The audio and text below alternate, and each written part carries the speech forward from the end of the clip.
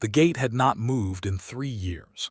Effie Brooks knew every splinter of its weathered wood, every rusted hinge that groaned when the wind came heavy off the plains, every place where the paint had peeled away to reveal the pale timber beneath.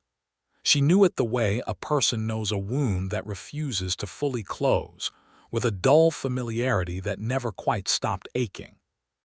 So when she heard the creak of that gate on a Tuesday morning in the spring of 1882, her hands went still above the bread dough she had been kneading, and something cold moved through her chest like a blade of winter air finding its way through a crack in the wall. She did not go to the window immediately. She made herself breathe.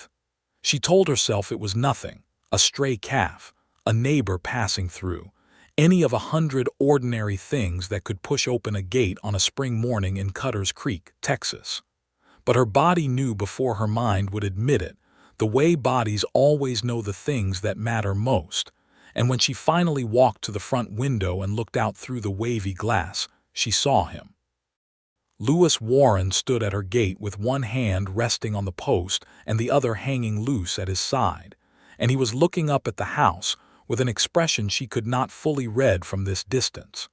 He was thinner than she remembered. Harder, too, the way a man gets when the road has taken more from him than it has given back. His coat was trail-worn, his boots covered in the red dust of the eastern counties, and his horse stood behind him with its head dropped low in the quiet exhaustion of many miles traveled. Effie pressed her fingers against the glass and felt the cold of it beneath her palm. 3 years. He had been gone 3 years without a single letter, without a single word, without anything but silence so complete it had felt like a verdict handed down by a court she had never been allowed to appear in. She had grieved him in the way you grieve someone who is still alive, which is the worst kind of grieving because you can never be entirely certain whether the loss is permanent or whether it is merely waiting.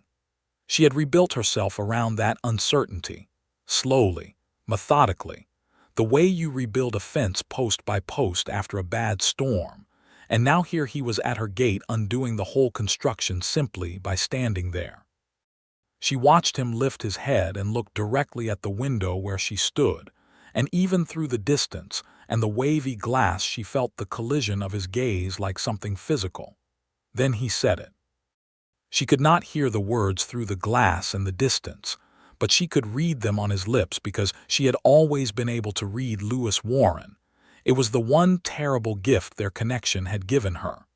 His lips shaped the words slowly, deliberately, as though he had been carrying them for so long they had become heavy. Every road I took somehow circled back to this one. Effie pulled her hand away from the glass and stood very still in her kitchen, flour on her hands and her heart hammering in a way she deeply resented, and she made herself remember everything that had led to this moment, because if she did not remember every piece of it clearly, she was afraid of what she might do. She was afraid she might go out there and open the gate herself. The story of Lewis Warren and Effie Brooks did not begin at that gate, though the gate had always been a part of it. It began in the autumn of 1879, when Effie was 24 years old and newly arrived in Cutter's Creek from Galveston, where she had grown up the eldest daughter of a schoolteacher father and a mother who had died of a fever when Effie was 12. She had come west because her father's brother, her Uncle Clem, had left her a modest piece of land when he died without heirs, and because Galveston had begun to feel like a city made entirely of other people's expectations. The land was good land, 60 acres of it along a creek that ran clean most of the year, with a farmhouse that needed work but had strong bones, and Effie had looked at it the first morning she stood on the porch and felt something in her chest settle into place like a key turning in a lock. This was hers, not given to her by a husband, not borrowed from a father, but hers by inheritance and by choice, and she intended to make something real from it.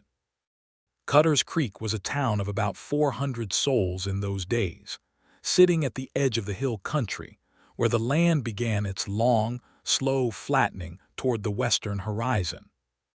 It had a general store run by a man named Aldous Peck, who was suspicious of everyone and pleasant to no one, a church that doubled as a schoolhouse on weekdays, a saloon called the Dusty Wheel that had been perpetually on the verge of closing for the past 6 years without ever actually doing so, and a small Texas Ranger outpost that at any given time housed between 2 and 5 men, depending on what trouble was moving through the territory. Lewis Warren was 27 years old when Effie first saw him, and he was not doing anything particularly impressive at the time. He was sitting on the steps outside the ranger outpost in the late afternoon light, mending a bridle with the focused patience of a man who had learned to make use of quiet moments, because quiet moments were rare in his profession. He had dark brown hair that needed cutting and a jaw that had seen 2 days without a razor, and when he looked up as Effie passed by in her wagon, his eyes were the particular shade of gray-green that changes with the light the way water does. He did not say anything. He simply watched her pass with that calm, observant gaze that she would later learn was one of his most essential qualities, the ability to take in a situation completely before committing himself to any part of it. At the time she found it unsettling, as though she were being assessed by a court she had not known she was standing before. She did not look back, but she noticed him, and noticing him felt significant in a way she could not immediately explain. It was 3 weeks before they actually spoke, at a gathering at the Hendersons' farm where half the town turned out to help with the late harvest, and then stayed for the kind of supper that only happens when many women cook together, and there is no reason to hold anything back. Effie had brought 2 pies and a loaf of bread, and she was standing at the edge of the firelight watching the dancing when Lewis Warren appeared at her left shoulder with a plate in each hand. He held one out to her and said simply, "You look hungry." She was. She had been so busy serving everyone else that she had not eaten, and the directness of his observation was so different from the elaborate social performances she had grown up watching in Galveston that she found herself laughing instead of responding with the careful deflection she normally used as armor. "Lewis Warren," he said, settling the plate in her hands.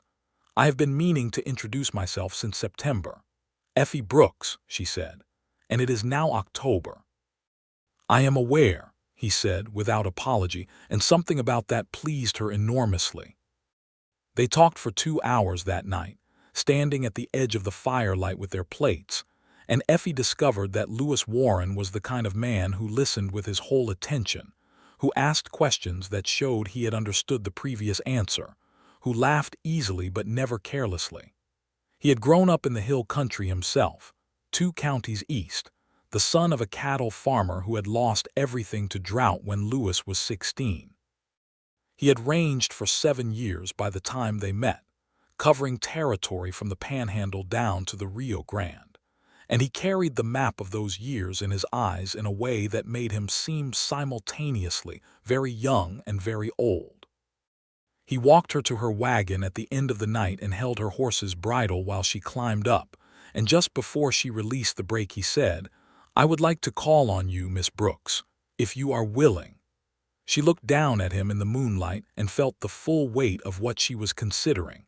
She had not come west to find a husband. She had come west to find herself, which she had not fully admitted even to herself at the time, but which she understood clearly enough when she looked at Lewis Warren's face and recognized that what she felt was not the desperate longing of a woman who needed rescuing, but the simple, clear desire of a woman who had found someone worth knowing. "Saturday afternoon," she said. "I will make coffee." He smiled for the first time, a real smile, not the polite version, and she held the image of it all the way home. What followed was a courtship that Effie would later describe as the most honest season of her life. Lewis came every Saturday and sometimes Wednesday evenings if the work allowed it, and they sat on her porch or walked her land or talked in her kitchen, and nothing about it was performed. He was not trying to impress her with gifts or elaborate gestures. He was simply there, consistently, attentively, with the focused presence of a man who understood that showing up was itself a kind of declaration. He told her about his dark past on a Wednesday evening in December when the cold had come down early, and they were sitting close to her kitchen stove with cups of coffee warming their hands. He spoke carefully, the way he did when the subject mattered, choosing his words with the precision of a man who had spent a long time deciding whether to say them at all. He told her about a mission 3 years before his arrival in Cutter's Creek, a pursuit of a fugitive across the border into Mexico that had ended badly, with 2 men dead who should not have died, and with Lewis carrying the weight of choices made under pressure that he was not certain he would ever fully forgive himself for. He did not dramatize it. He did not ask for her absolution. He told her because he had decided that if they were to know each other truly, she had to know this part, the part that lived beneath the competence and the steadiness, the place where his certainty about himself had cracked and never entirely healed. Effie set down her coffee cup and looked at him for a long moment. Then she told him about her mother, about being 12 years old and watching a woman who had always seemed indestructible simply diminish and go out like a lamp running out of oil, and about the particular darkness of grief that nobody warns you about, the part that is not sadness but anger, the furious, helpless rage of loving something you cannot save. Everyone carries something like that, she said. The question is whether you let it be a hidden motive for everything you do without examining it, or whether you put it on the table and decide what to do with it. Lewis looked at her over his coffee cup with an expression she could not entirely read but would later identify as the moment he decided, or perhaps acknowledged a decision that had already been made somewhere deeper than conscious thought. He kissed her for the first time on the front porch in January, in the cold, with her breath making clouds in the air between them, and it was not tentative. It was the kind of kiss that comes from certainty rather than exploration, from a man who had thought carefully about whether to do a thing before he did it, and it left Effie standing very still in the cold air after he rode away, touching her own mouth with her fingers as though testing whether something had changed. Something had changed. By February of 1880, she was in love with him in the thorough, structural way that is very different from infatuation, the way where the person becomes woven into the fabric of your days so that their absence creates an actual gap, a noticeable negative space in the shape of the hours. She recognized it clearly and was neither frightened nor embarrassed by it. She was the kind of woman who had always preferred to see things as they were. Lewis was more cautious about naming it. This was not because he felt less. She knew with certainty that he did not feel less, but because he understood something about himself that she was still learning, which was that his love and his restlessness were not entirely separate things.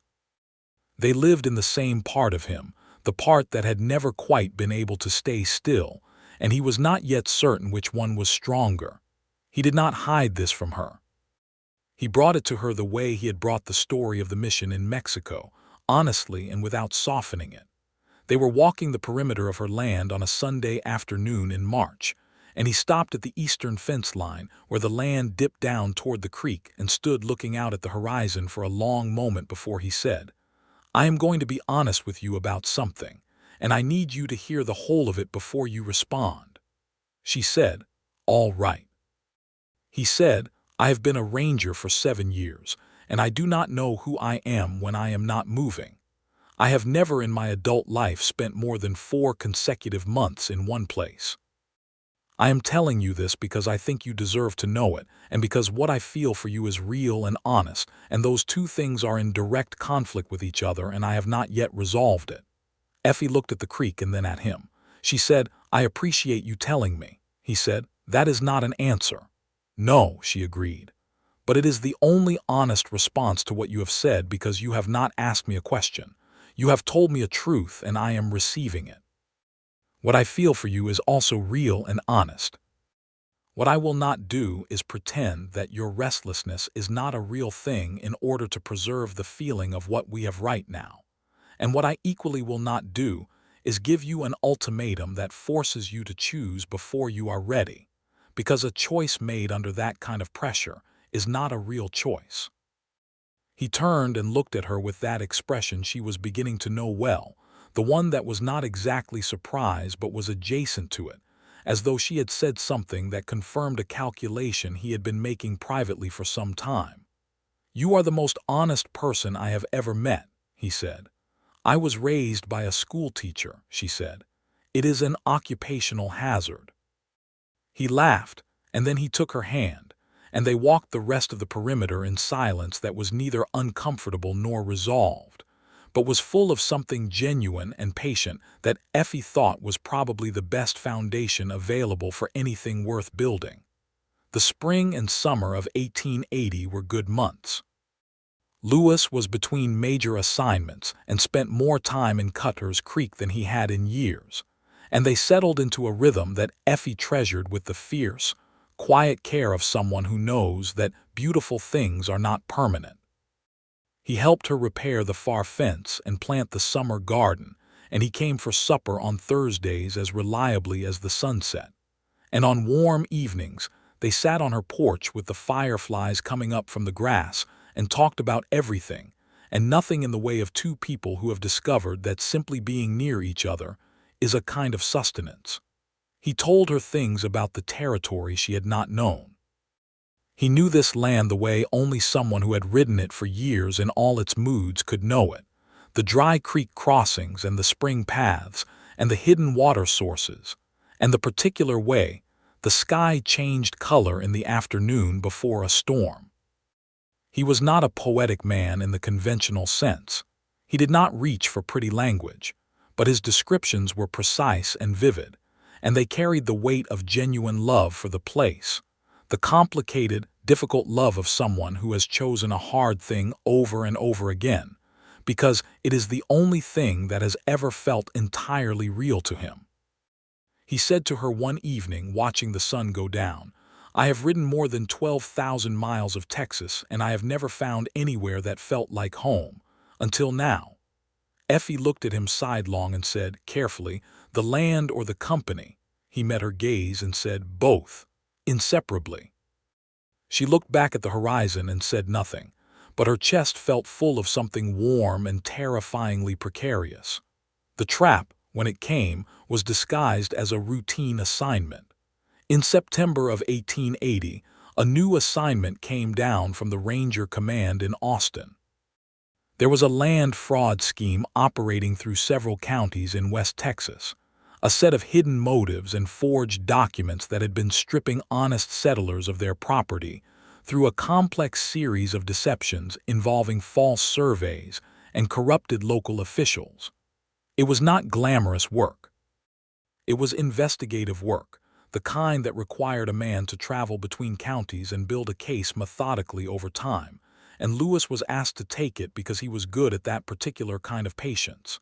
He came to tell her on a Tuesday evening, sitting across the table from her with his hat in his hands and his jaw set in the way it got when he had already made a decision but was not pleased about it. "How long?" she asked. "Months," he said. "Could be 6, could be more. It depends on how deep the scheme runs." Effie set down her coffee cup very carefully. She was 34 years old, not yet. She was 25 by then, and she had a farm to run and a life she had built from nothing. And the man sitting across her table was the best thing that had entered that life, and he was about to leave it for an indeterminate period of months. "Will you write?" she asked. "Every chance I get," he said, "which may not be as often as either of us would like, given the nature of the work." She nodded. He reached across the table and took her hand in both of his, and the warmth of that grip was so familiar by now that its eventual absence was already present in the room like a shadow. "I am coming back," he said. "That is not a thing I say carelessly." "I know," she said, "and I am not asking you to stay. I know what your work is, and I have never tried to be a trap for you, Lewis. I need you to know that."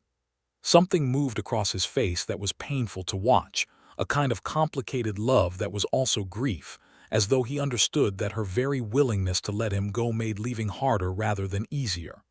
"I know that," he said. "You are the only person who has never tried to trap me into anything."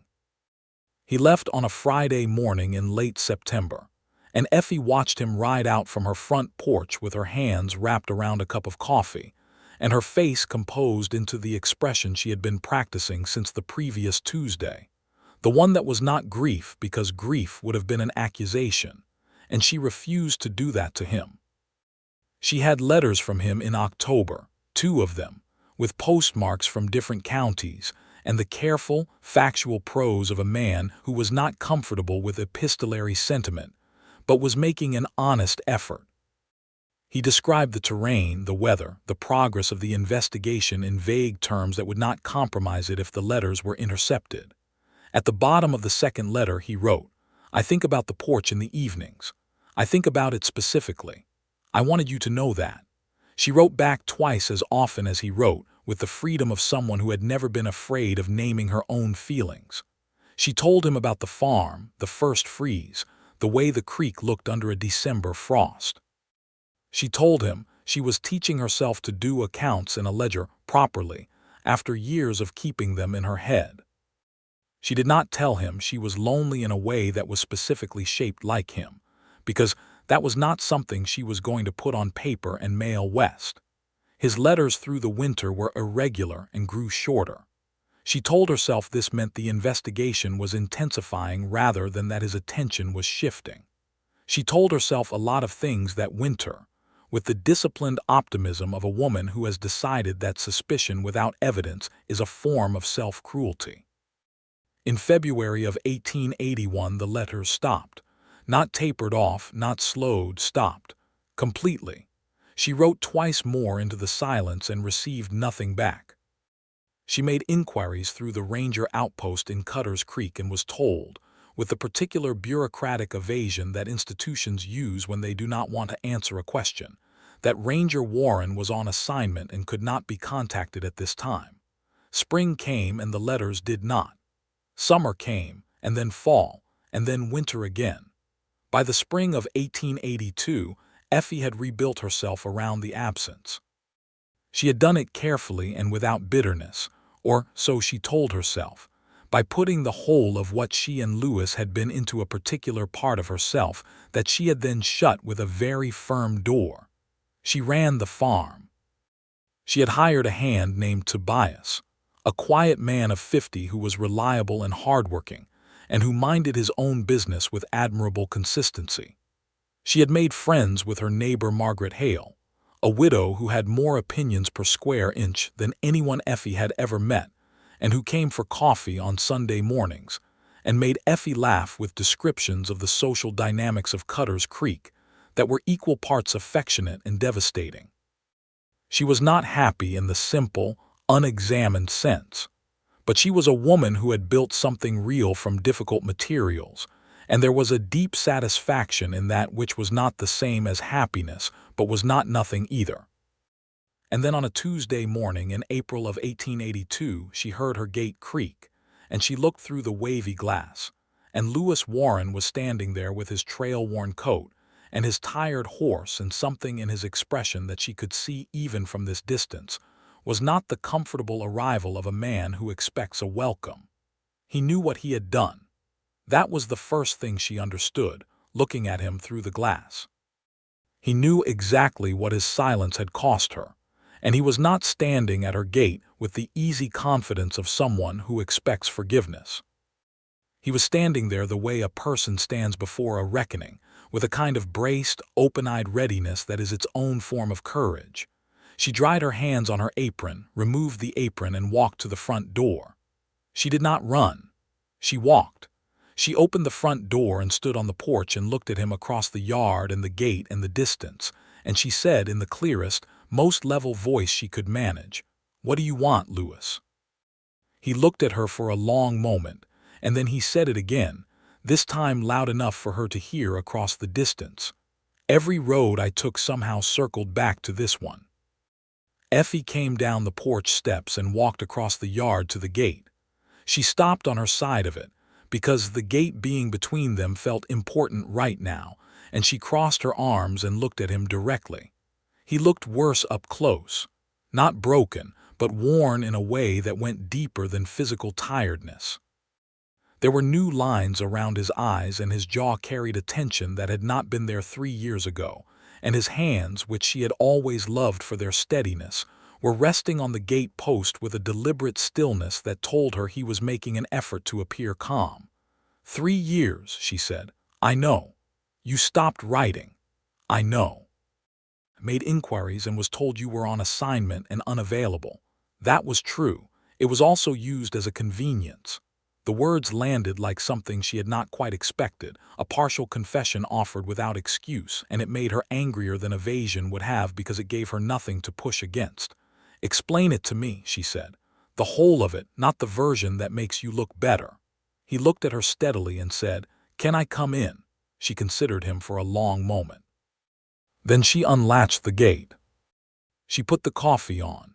Because she was her father's daughter and her father had taught her that difficult conversations were better had with something warm in your hands.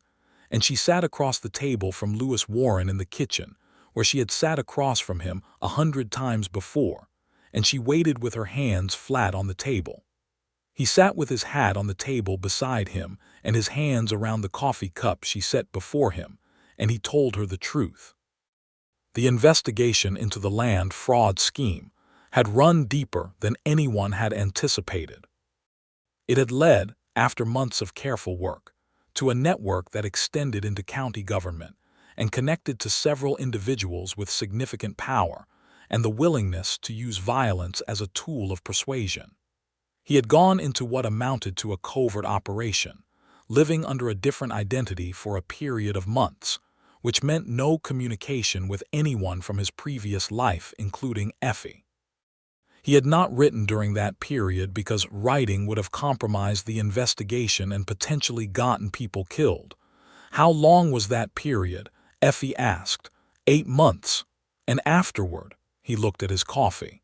Afterward, the investigation concluded. The people responsible were arrested and indicted. I was out of contact for 8 months and then I was free to write again.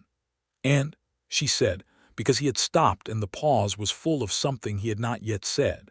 And I was ashamed, he said finally, with the plainness of someone who has been a long time arriving at a truth. I had been gone for months with no word, and I did not know how to return to the correspondence as though that time had been nothing. And the longer I waited, the more impossible it seemed. That is the truth of it. Not a noble reason, not a strategic reason. Fear and shame and the particular cowardice of a man who would rather keep moving than stop and face what he has done. Effie looked at him for a long moment. Where have you been for the past year? She said, because the timeline did not entirely account for the full 3 years. Writing, he said. Different assignments, different counties. I took everything they offered me because moving was easier than stopping. And stopping always brought you back here. Every time, he said. I would finish an assignment and the next place I needed to be was always somewhere else on paper. But every road I took somehow circled back to this one. Not literally. In my head. I would be 300 miles away, and the thought of this place, of you, was more present than whatever was in front of me. Effie looked at her hands on the table. She was full of things, some of them warm and some of them sharp, and some of them so complex she could not immediately name them. And she recognized that she was at a moment that required the most honest version of herself, not the version that protected itself from hurt by presenting as untouchable, and not the version that forgave everything because forgiveness was easier than anger. I need you to understand what your silence was for me, she said. Not as an accusation, as information. I wrote into nothing for months. I inquired about you and received bureaucratic evasion that told me nothing. I did not know if you were dead or simply done with me. Both possibilities were terrible in different ways, and I had no way to determine which was true. I spent a winter not knowing, and then another, and eventually I built something around not knowing because the alternative was to let it hollow me out. He was watching her with the complete attention she remembered, and his face was doing the thing it had always done, which was show the truth of what he felt without the usual male deflection. And what it showed her now was pain that was not self-pity but was genuine remorse. I understand, he said. Do not tell me you understand, she said. Tell me why you are here now after all of it, he said. Because I cannot stop. Because I have tried and I have run every variation of the road that does not lead here, and every one of them eventually brings me back to your gate. Because I think I have been many things in my life, capable and useful and hardworking, and honest about most things, but about this specific thing I have been a coward, and I am standing in front of you now because continuing to be a coward about it is no longer something I am able to do. Silence settled between them. Outside, a mockingbird began going through its repertoire in the oak tree at the side of the house, running rapidly through borrowed songs, and Effie thought absently that there was something almost too pointed about that. "I am not ready to forgive you," she said. "I want to be clear about that.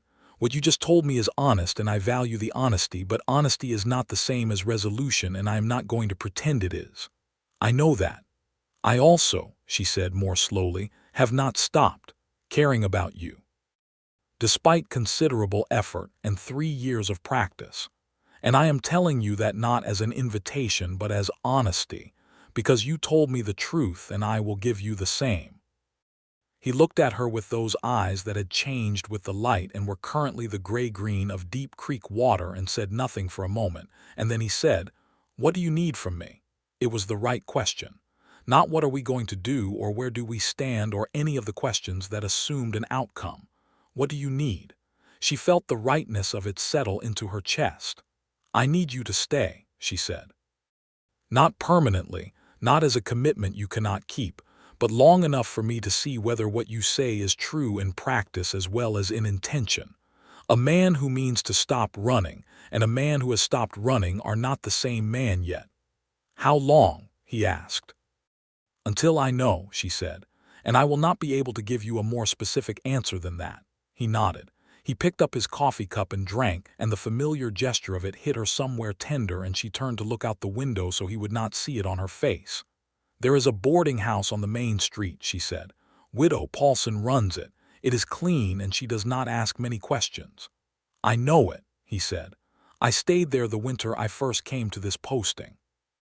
"Then you know where to go," she said. "Come for supper on Thursday. We will see how it goes."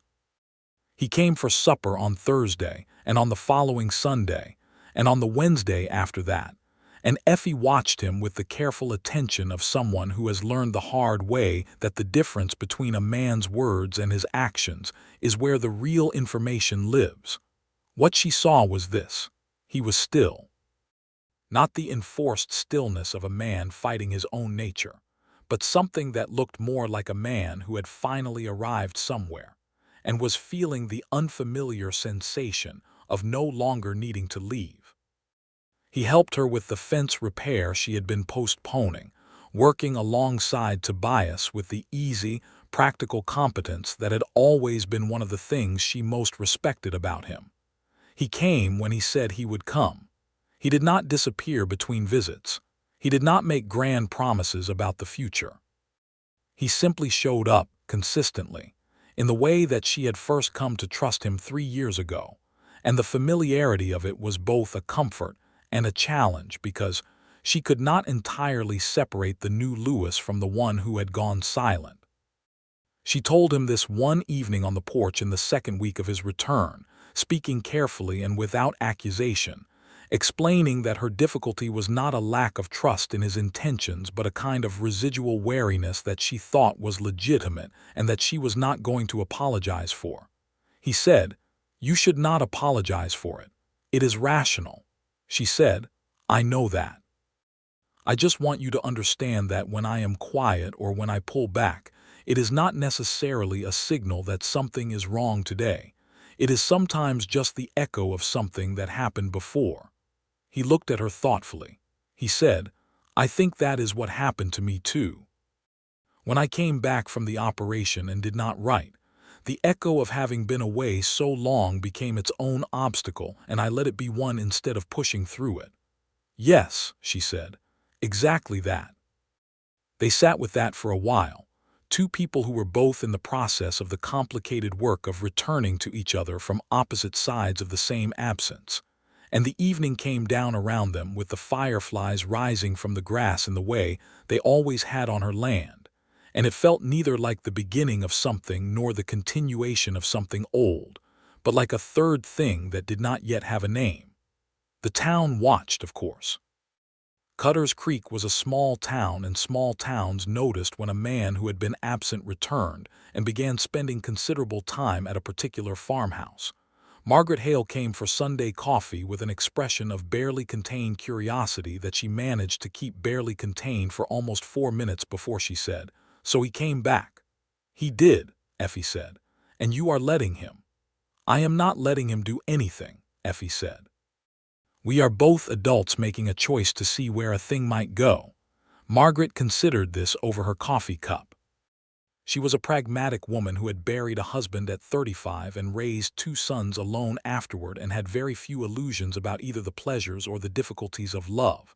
And her opinion of Lewis Warren was complicated by the fact that she had also spent 3 years watching Effie rebuild herself around his silence.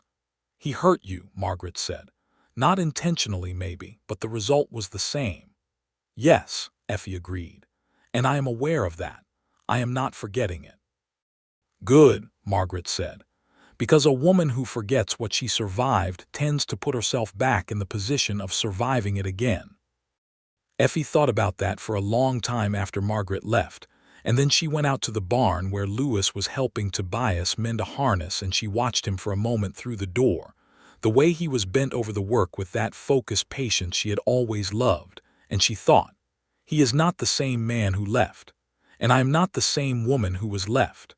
Whatever happens next will be between these two people, not those ones." It was a clarifying thought. In the 3rd week of May, Lewis told her that he had requested a formal transfer to the Cutter's Creek outpost and been granted it. He told her not with fanfare, but the same way he had told her about the Mexico mission and his years of restlessness, plainly, with the evidence laid out and the implication left for her to draw herself. "A permanent posting," she said.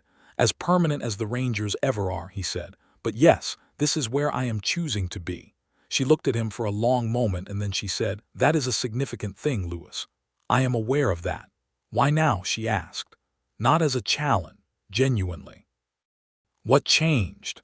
He set down the harness leather he had been working with and looked at her directly in the way he always did when the subject was something that mattered. He said, "Every time I left a place over the past 3 years, it was easy. Not pleasant, but easy. The road was always willing to take me wherever I pointed it. But every time I tried to leave this place, the road kept finding reasons to bring me back. I have thought about that for a long time. I have thought about why this is the one place the road refuses to let me go from permanently, and the answer I keep arriving at is that I have been wrong about what kind of man I am." She said, "What do you mean?" He said, "I have always thought of myself as a man who moves. It is the identity I built and maintained and used to explain every choice I made. But I think what is true is that I am a man who moves because he has never had a reason compelling enough to stay. And you are a compelling reason. This place is a compelling reason. And I was a fool to let the fear of what I might lose by stopping keep me from finding out what I might gain." Effie looked at him for so long that the afternoon light shifted and the shadows in the yard moved, and then she said quietly, "I have been waiting to hear you say something like that for a long time." "I know," he said. "I am sorry it took this long." She crossed the space between them and put her hand against his face, her palm against his jaw with its familiar rough texture, and he closed his eyes briefly with an expression that was relief and something deeper than relief, and she said, "You are forgiven. Not because your silence was acceptable. It was not. But because what you just said is true, and because I believe you, and because I have loved you for 3 years, including the parts where I was trying very hard not to, and I am done trying not to." He covered her hand with his and turned his face into her palm for just a moment, and when he looked at her his eyes were very clear. He said, "I would like to court you properly again. From the beginning. I know we have a history, and I know that complicates the notion of a beginning, but I want to do this honestly. Sunday afternoons and Wednesday evenings and everything at whatever pace makes sense to you." She smiled, and it was the kind of smile that comes from somewhere deep and unguarded, the kind she had not deployed in quite some time. "Saturday afternoons," she said. "Come for coffee." He grinned. the same real grin she had fallen in love with years ago, and it undid approximately 3 years of careful reconstruction in under a second, and she decided that this was probably all right. The summer of 1882 was the best summer Effie could remember. Lewis came on Saturdays and stayed longer each time, and they walked the land and talked on the porch and cooked supper together in her kitchen with a domestic ease that felt earned rather than assumed. And through all of it she could feel something settling, not the forced stillness of suppressed restlessness, but the genuine peace of a man who had found his right place. He was good at his work in the Cutter's Creek posting. He had a reputation that preceded him, a track record of successful investigations and difficult captures, and the rangers at the local outpost were glad to have him. She watched him in town sometimes, the way he moved through Cutter's Creek with the attentive calm of someone who understood both its geography and its social architecture, and she felt the particular pride of someone who knows a person in the private version and is also watching the public one and recognizing both. He told her about a case he was working, carefully and without details that would compromise it, a series of cattle thefts that had been escalating along the eastern boundary of the county, and that pointed, in his estimation, to an organized operation rather than opportunistic rustling. She listened and asked questions and noticed that he listened to her questions with the same attention he had always given her, the kind that takes input from everywhere it is available without regard for whether the source is official or unofficial. He said, "You have a good mind for this," she said. "I run a farm. A good farm requires the same skills as a good investigation: pattern recognition, patience, knowing what questions to ask and which pieces of evidence are actually significant." He laughed and said, "I had not thought of it that way. Most people do not think about farming as a set of cognitive skills," she said. "They think of it as labor. It is both." In late July, the cattle theft case took a dangerous turn. The operation was larger than Lewis had initially assessed, and it had connections to a group of men who were willing to use violence as a deterrent. There were 2 nights in late July and early August when Lewis did not come at the agreed time, and Effie stood on her porch in the dark and felt the old anxiety rising in her chest like water in a flooded basement. He came on the third morning, unharmed but clearly tired and carrying the quiet tension that she associated with difficult work successfully completed, but at cost. She brought him inside and made coffee and did not ask him to talk before he was ready, and when he was ready he told her what had happened, which was that the operation had been broken up and the men responsible were in custody, but that one of the other rangers had been injured, not seriously but genuinely, and the situation had been close enough for long enough to leave its mark. She sat across from him and listened, and when he was done she said, "How are you?" Not the polite version of the question. The real version. He looked at her and said, "Better now," and the plainness of it went straight to her chest. She reached across the table and took his hand, and he looked down at their joined hands and then back up at her with an expression that was full and steady and completely unguarded, and she thought, "This is the thing I was protecting when I built the wall around it. Not a version of him from 3 years ago, but this exact thing that we are right now." It was August when he asked her to marry him. He did not make a production of it. He did not get down on one knee in front of the whole town, or put the ring inside a pie, or any of the performances she had observed at other people's engagements. He simply asked her on a Sunday evening on the porch as the sun was going down. In the direct and honest way he did everything that mattered to him. He said, "Effie, I would like to ask you to marry me. I would like to build a life here with you on this land in this town, in the way that two people can build a life together when they are honest with each other, and when they choose it every day rather than assuming it. I am not perfect, and I have given you good evidence of that.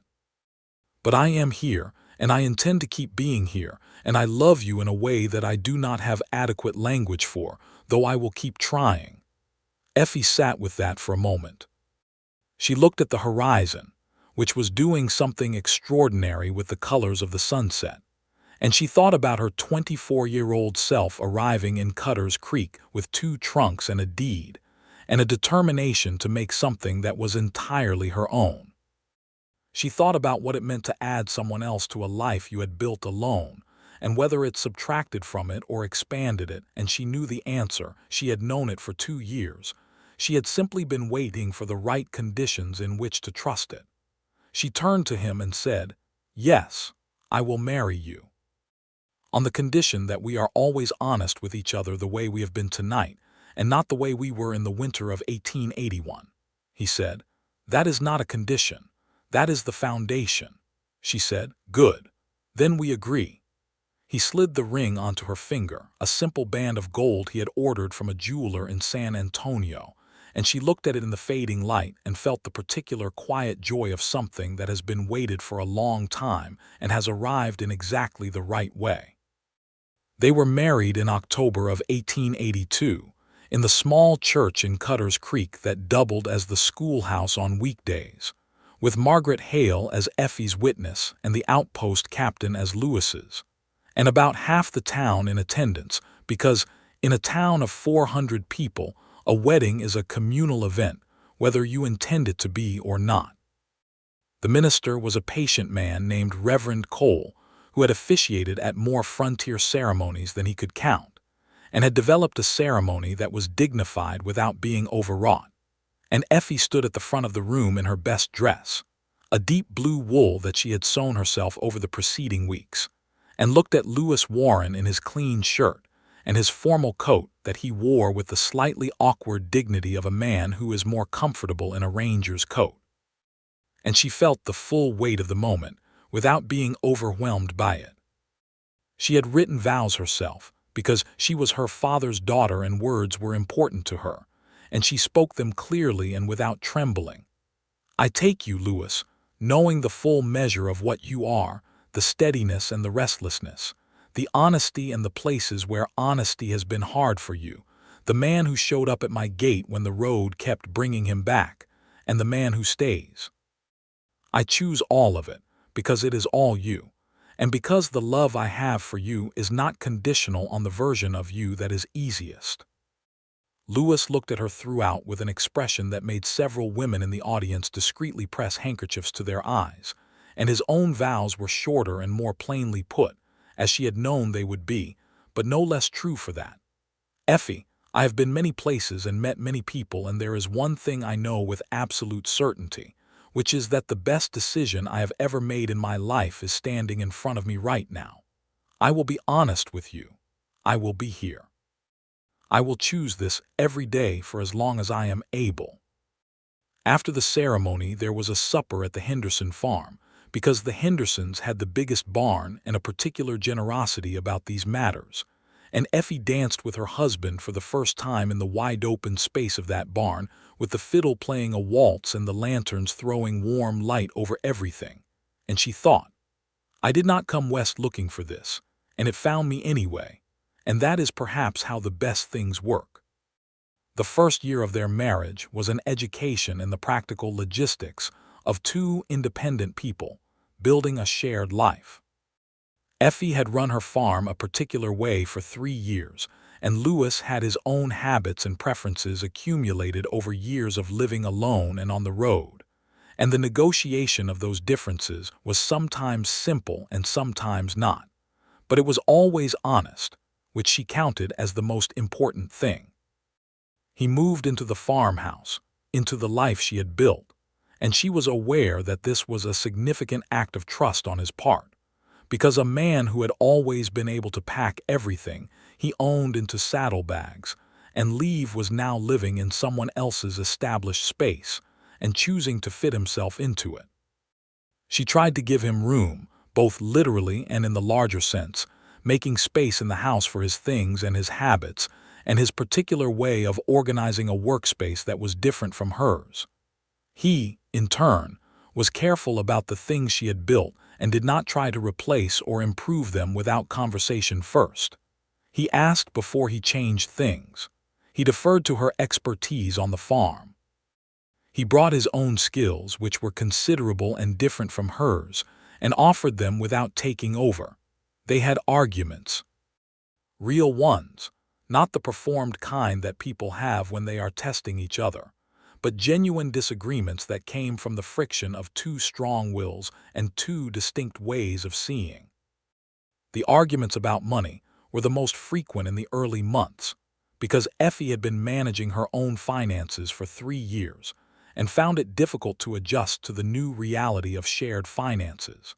And Lewis had the particular practical frugality of someone who had spent years needing to make limited resources stretch across uncertain distances, and their ideas of what constituted a necessary expenditure did not always align. They argued about the roof in March of 1883, specifically about whether to repair the east section now or wait until there was more money accumulated, and it became an argument that was also about something else, about autonomy and decision-making authority and whose expertise in what area was primary. And it lasted a day and a half before they both sat down at the kitchen table and worked through it to its actual source, and then addressed that. Afterward, Lewis said, "I think we need to be clearer about who has primary decision-making authority for what areas. Not because either of us should simply defer to the other, but because both of us trying to be primary on everything at once creates the argument we just had." Effie said, "Agreed. The farm operations are mine. The security matters are yours. The finances are both of us together, every significant decision, and we have to be willing to sit at this table until we agree." He said, "That seems entirely fair." They repaired the roof in April, using money they both agreed they had, and it was a good roof that would last another 10 years. In the summer of 1883, Effie found out she was expecting a child. She told Lewis on a Thursday evening, sitting at the kitchen table with the same cup of coffee she had been holding for 20 minutes without drinking, and she watched his face go through something complex and arrive at something clear. A pure, uncomplicated joy that she had not entirely expected, or rather had hoped for but had not allowed herself to count on. He stood up and came around the table and pulled her against him and held her with the particular careful strength of someone who is very aware of something fragile and very aware of not wanting to be careless with it. He said, "When?" "January," she said. "February at the latest." He held her for a long time, and then he pulled back and looked at her face and said, "How are you feeling?" "Tired," she said, which I am told is correct. "Frightened?" he asked. She considered. She said, "Some, not the dominant feeling. The dominant feeling is something I do not have a word for." "Large." He nodded. He said, "Me too." The pregnancy was good, as these things went in 1883, which meant that there were difficult weeks in the first months, and then a long period of unglamorous physical adjustment, and then the final weeks of late pregnancy in the winter, which were trying in the particular way of late pregnancy in a cold house, where the difficulty of physical movement was compounded by the difficulty of staying warm. Lewis was attentive without being anxious, which was exactly what she needed. He did not fuss. He helped with the things she could no longer easily do, and left her to the things she preferred to manage herself, and read the difference between the two with the attentiveness that had always been one of his finest qualities. Margaret Hale came in January to stay for the final weeks, sleeping in the spare room with the cheerful practicality of someone who had done this before and found it straightforward. Effie was grateful for her in the way you are grateful for a person who treats a difficult thing as manageable, because that framing itself makes it more manageable. The baby was born on a morning in February 1884, a boy, solid and loud and possessed of strong opinions from the first moment, which Effie found both exhausting and deeply encouraging. They named him Robert Cole Warren, Robert for Effie's father and Cole for the minister who had married them, and who was well suited to having small children named after him. Lewis held his son for the first time with the same focused, patient attention he brought to everything that mattered, and Effie, watching from the bed where she was recovering, saw on his face a new version of the expression she had always loved, the complete, unperformed presence applied now to the small face of this new person they had made. He looked up at her and said, in a voice that was not entirely steady, "He is extraordinary." "He looks like a potato right now," she said. "An extraordinary potato," he said, and she laughed, which hurt, but was worth it. The years that followed were the full richness of a life built from genuine materials.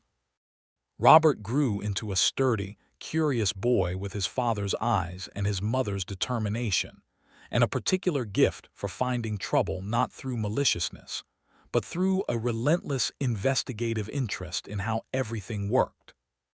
Lewis taught him to ride at 4, and Effie taught him to read at the same age, and it quickly became clear that he was going to be the kind of person who was simultaneously very capable outdoors and very interested in books, which his parents considered an excellent combination. Lewis remained at the Cutter's Creek outpost, working cases across the county with the thoroughness that had always distinguished him, and there was never again a period of unexplained absence or silence. When work took him away overnight or for several days, he told her where he was going and when to expect him, and he came back when he said he would come back. And this regularity was not the dull routine of a diminished life, but the deep satisfaction of a man who had finally learned that reliability is its own form of freedom.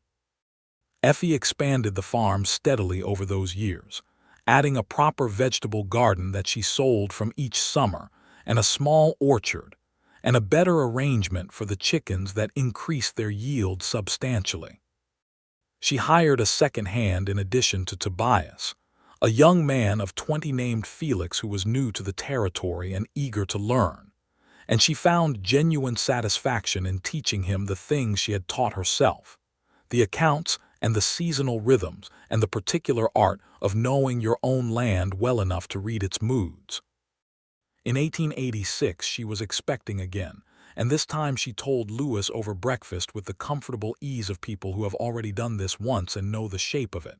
He said, "September," she said, "late August, I think." He said, "I will request lighter duty for the fall." "You do not have to do that," she said. "I want to," he said.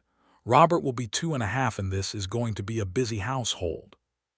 She looked at him over her coffee cup, this man who had stood at her gate 3 years after a silence, and said that every road somehow circled back to this one.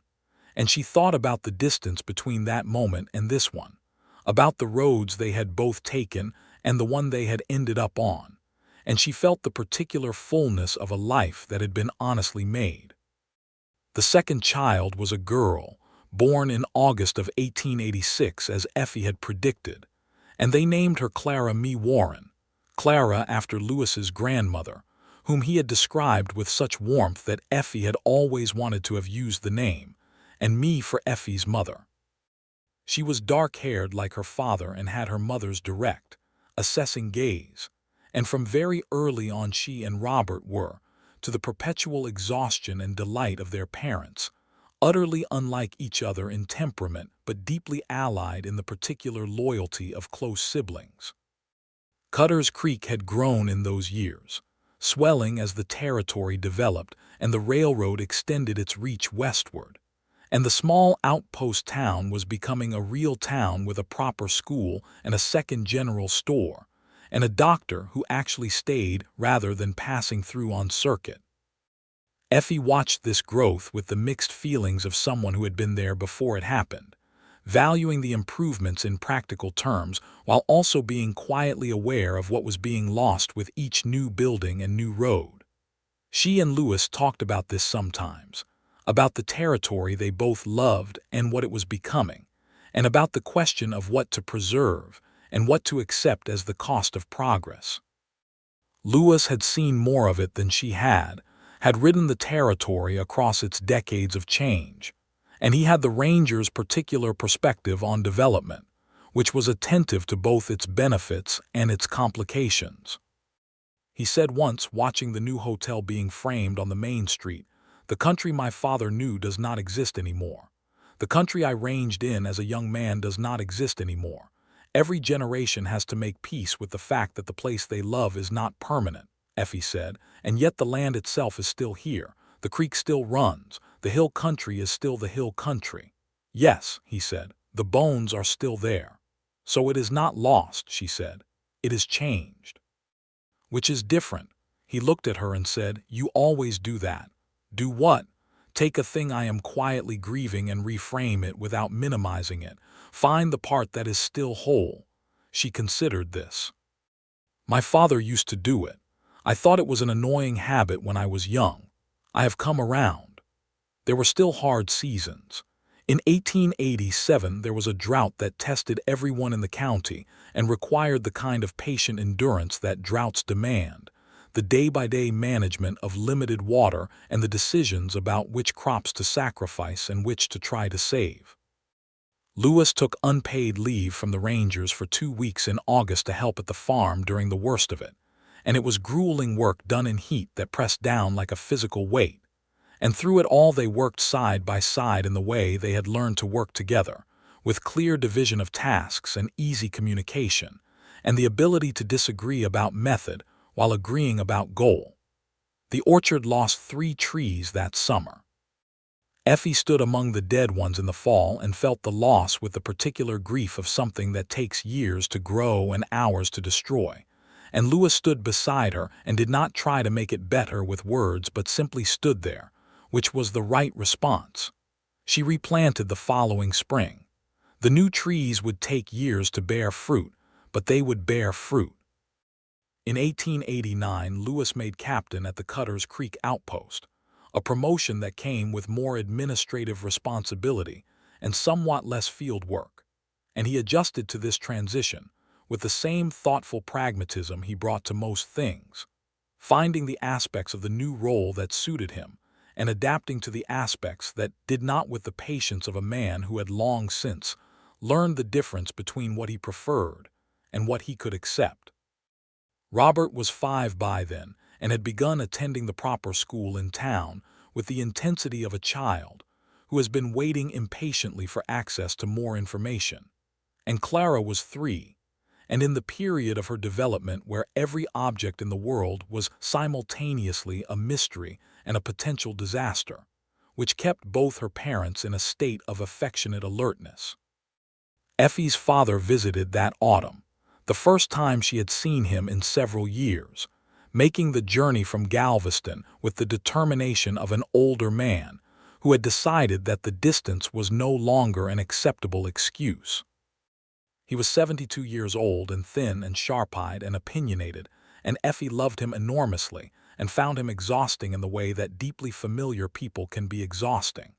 He approved of Lewis, which he communicated in the roundabout way of schoolteachers, through specific observations made as though neutrally, such as, "He listens when you talk. Not many men do that genuinely." And, "The children are clearly a priority to him, which tells you most of what you need to know about a person." Lewis treated Effie's father with a respectful attentiveness that was neither performed nor sycophantic, engaging him seriously on the subjects he cared about and deferring to his expertise on the things he actually knew better than Lewis did, which were considerable. On the 3rd evening of his visit, Effie came in from the barn to find the 2 of them at the kitchen table in the middle of what appeared to be a genuine argument about the proper method of teaching arithmetic to young children, and she stood in the doorway and felt such complete happiness that she almost could not contain it. Her father stayed 3 weeks and departed with the air of a man who had confirmed something he had needed to confirm, and his parting words to Effie, spoken privately at the gate as Lewis brought his horse around, were, "You made something real, Effie. The kind that lasts." She watched him ride away toward town and the stagecoach that would take him east, and she stood at the gate for a moment with her hand on the post, and it occurred to her that this was the same gate where Lewis had stood that April morning in 1882 with his trail-worn coat and his tired horse, and his confession carried across 3 years of roads. She thought about what he had said. Every road I took somehow circled back to this one. She thought about all the ways that was true, not only for Lewis but for her as well, the road that had brought her from Galveston to this piece of land, the road that had taken her through the building of something alone and the almost losing of something with Lewis and the remaking of it.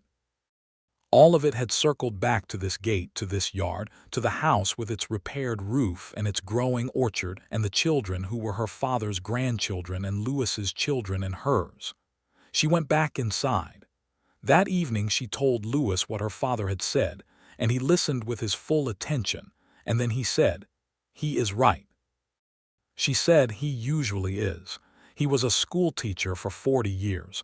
It does something to your accuracy." Louis smiled and said, "What do you think about what we have made here?" She looked around her kitchen, at the things in it that told the story of who they were and who they were becoming, at the children's reader on the shelf, and the map of the territory on the wall with Louis's notations on it, and her accounts ledger on the corner of the table, and the familiar chips in the enamel of the coffee cups, and the braided rug that Margaret had made them as a wedding gift, worn soft now from years of being walked on. She said, "I think it is exactly what I hoped for when I was 24 and driving a wagon into Cutter's Creek with nothing but a deed and a determination. Not the specific shape of it, I could not have imagined the specific shape, but the quality, the realness of it." He reached across the table and put his hand over hers in the way he had, the warm, solid weight of it, and she turned her hand over and held it. They sat like that for a while in the quiet kitchen of their home, with the children asleep in their rooms and the spring night pressing gently against the windows, and the creek somewhere in the dark, beyond the yard, still running clean the way it had always run. And there was nothing dramatic about the moment, and everything in it was true.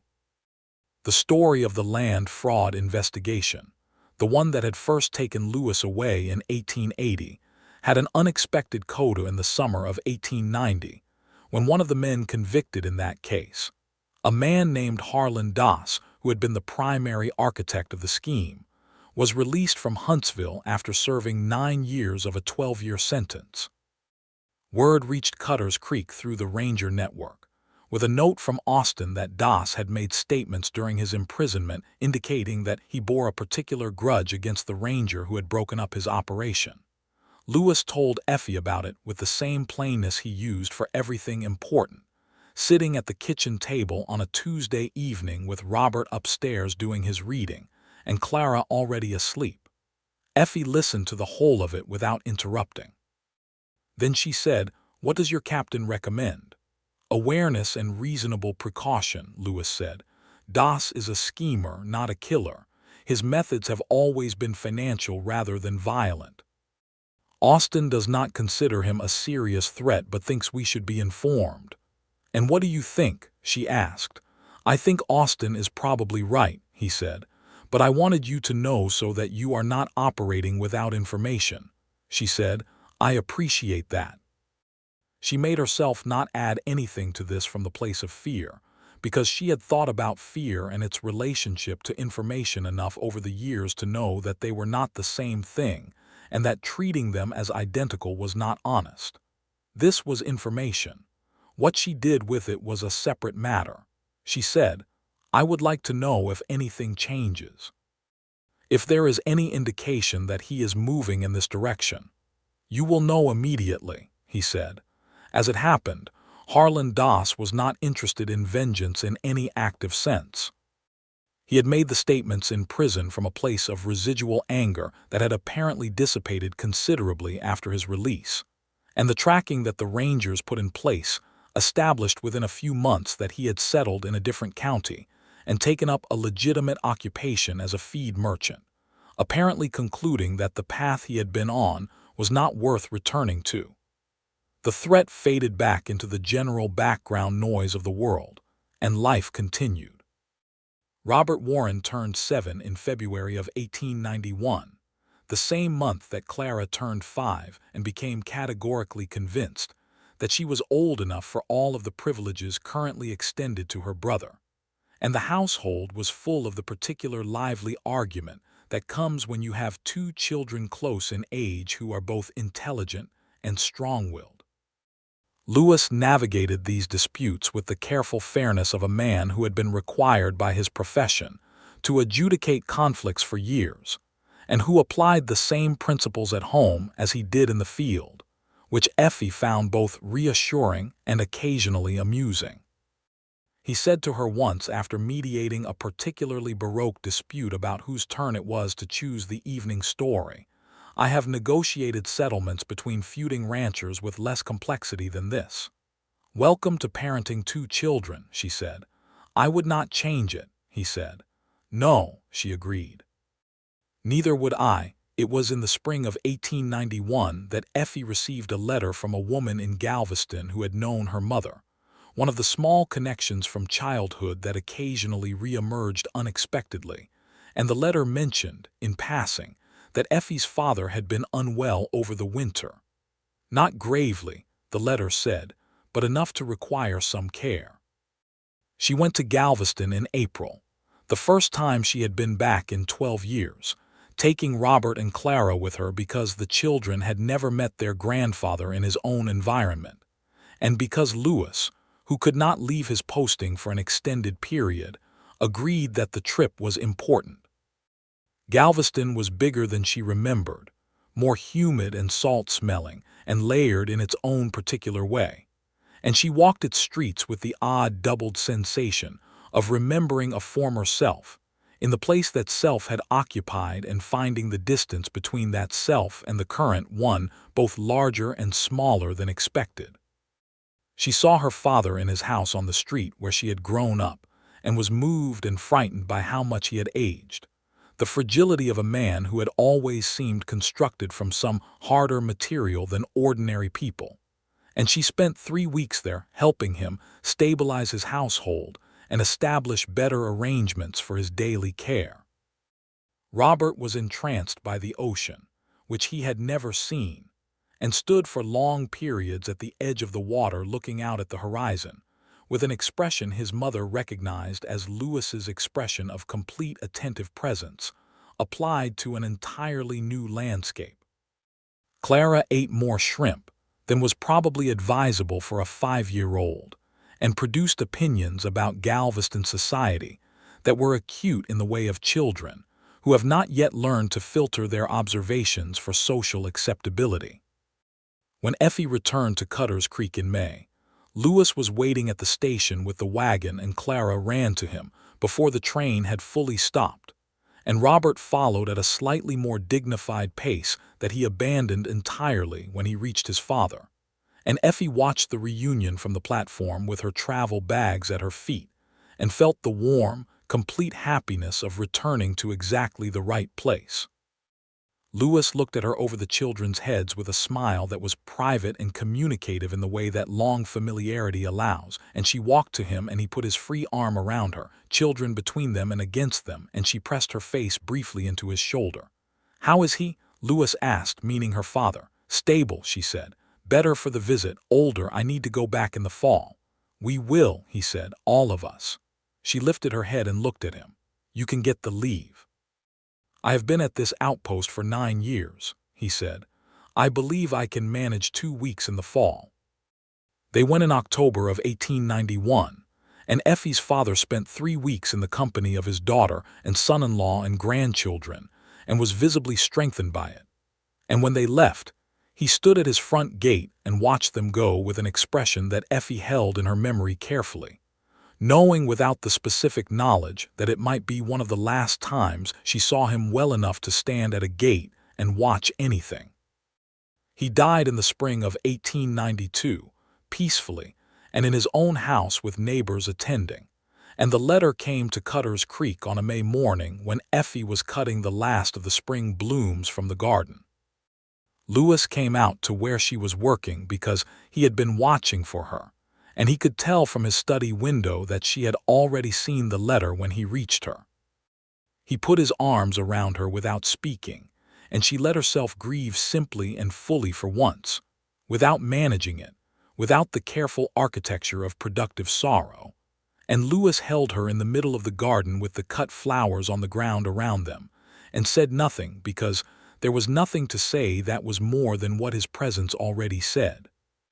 She went to Galveston to help settle the estate, this time alone, and came back 2 weeks later with her father's books and his desk chair, and the particular amber light that floods you when you spend 2 weeks with the objects of someone's whole life.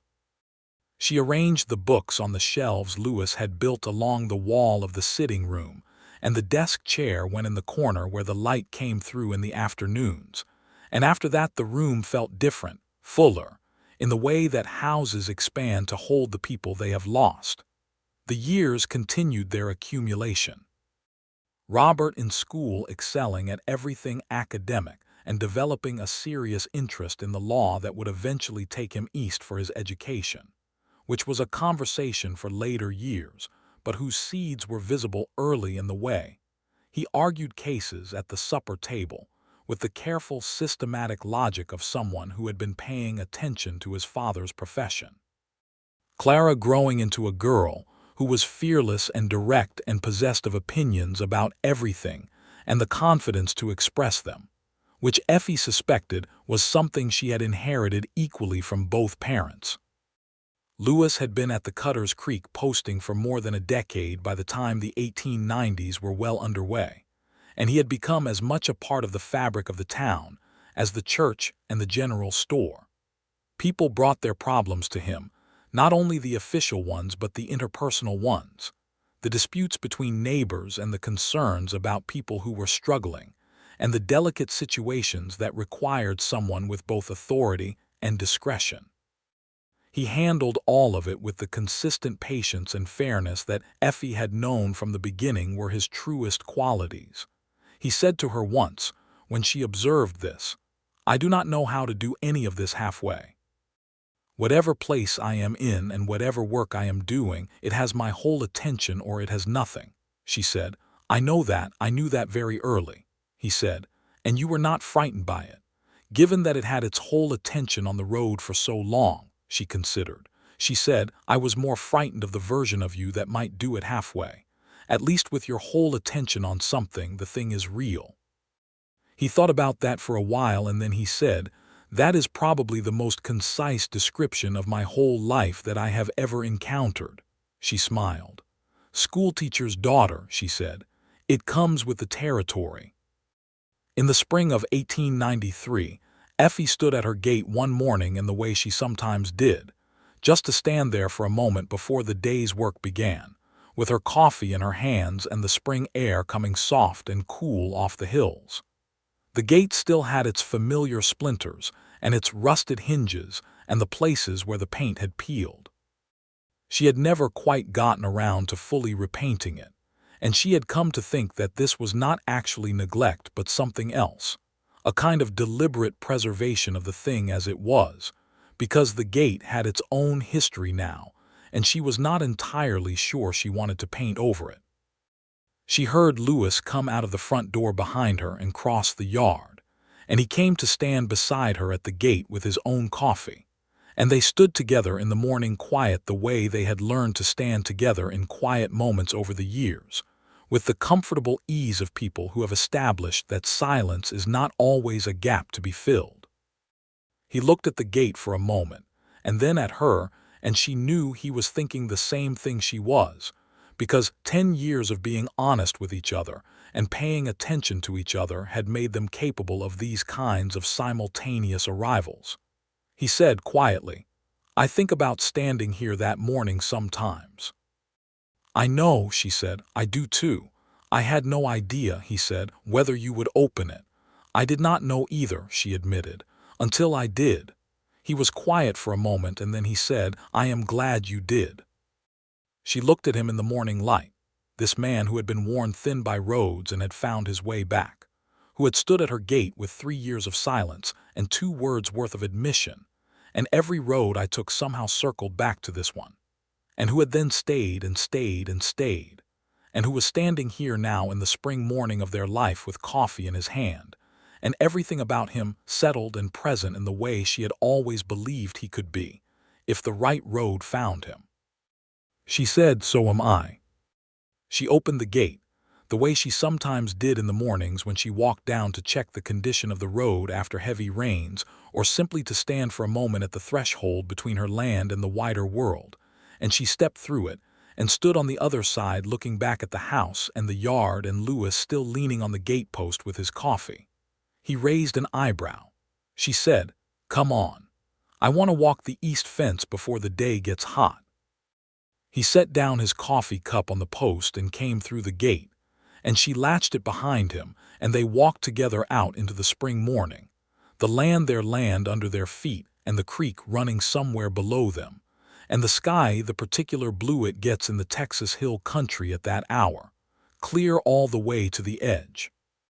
Robert and Clara were already in school by the time they returned, the house quiet in the way it got on weekday mornings, and Effie made a fresh pot of coffee and Louis sat at the kitchen table with the map he was updating, and they worked in the same room in the comfortable parallel of two people who have gotten very good at being in each other's presence without requiring anything of it beyond the presence itself. There would be other seasons, good ones and hard ones, and the whole accumulated mixture of a life honestly lived. Robert would go east for his education in 1900 and come back a lawyer who set up a practice in Cutter's Creek and brought home a wife from Austin whom Effie liked enormously, and Louis treated with the same patient respect he extended to everyone. Clara would stay in the hill country and build her own version of something real, with a man who had, as Louis observed, something important in his eyes, that quality of presence that Effie recognized from long experience as the best predictor of a person worth building a life with.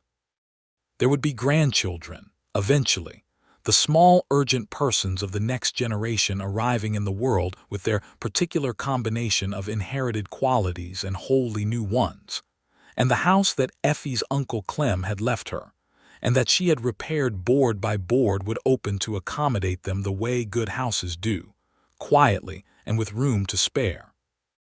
Louis would retire from the Rangers in 1897, after 18 years of service, with the particular quiet dignity of a man who has done his work thoroughly and considers it complete.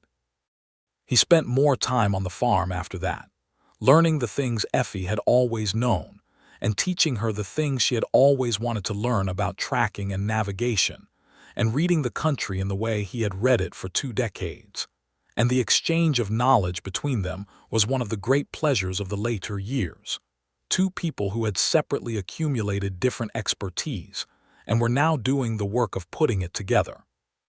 They grew into old age in the way that people do when they have built honestly and with genuine materials, not without difficulty, not without loss, not without the full complexity of a long life shared between two people who are both real and both stubborn and both deeply committed to the truth, but with an accumulating richness that could not have come from a simpler or safer version of the same story.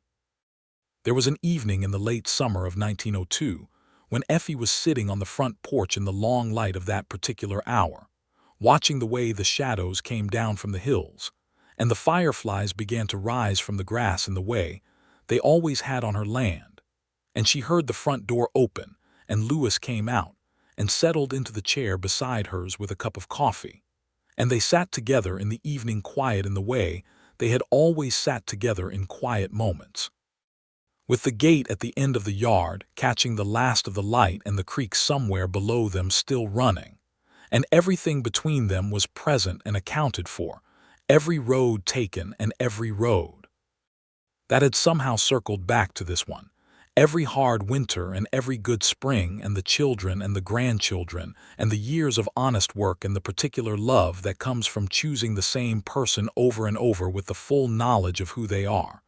And it was all there in the evening, held in the air between two people sitting in their own yard, and Effie thought, this is what we made, this exact and particular thing. She reached over and put her hand on his arm, and he looked at her in the long evening light, and what passed between them did not need a word because they had by now said all the words, and the silence between them was full rather than empty, full of every true thing they had told each other over more than 20 years of choosing. The mockingbird started up in the oak tree, running through its borrowed songs, and the fireflies kept rising from the grass, and the gate at the end of the yard stood in the last of the light with its familiar hinges and its history, and the evening came on soft and warm in the way of a Texas late summer, and everything was well.